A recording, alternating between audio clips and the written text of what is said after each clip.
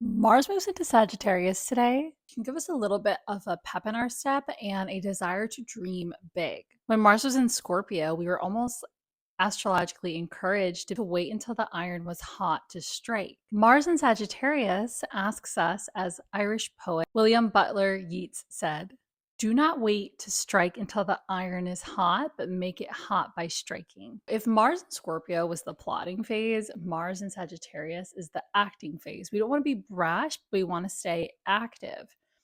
If Mars in Scorpio was learning where to position your bow and arrow, like Mars in Sagittarius is the actual movement of bringing your arm back and letting the arrow go. I grew up in upstate New York, and I think that our PE teachers got a little bored in the winter because there wasn't much that we were able to do when we were snowed in.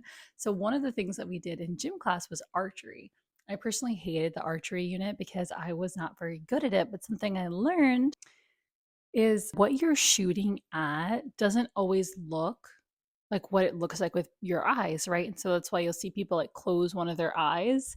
And of course, I have astigmatism. So I was always like not really sure which eye was stronger, but you can't see necessarily unless you're extremely skilled where your arrow is going to go if you just were to immediately shoot. You actually have to stop and slow down and use all of your senses. So there's a little bit of intuition going on. Right now, I'm thinking of a plant medicine called Sananga that tribes use to not only like decalcify the pineal gland and work on intuition, but also literally improve eyesight for hunting, which I think is so fascinating at night. So we have our literal sight with our eyes, and then we have our intuitive sight, our psychic sight. With Mars and Scorpio, we have the cosmic opportunity to kind of strategize a bit. And this is the time to actually pull the bow and let the arrow go forward.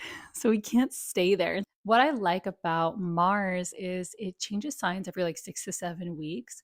So with every season or every month, a month and a half, 2 months, you get this opportunity to think about how can I really strategize my life and like my routines and my habits and my workouts and my actions in alignment with this new season, because the zodiac tells a story similar to the tarot. So when Mars goes into Capricorn in like 6 to 7 weeks, this is going to be a very different astro weather forecast. There's always these opportunities with each season to welcome in the energies of that season and to use them to your advantage and work alongside with them so you're not always like fighting against the grain.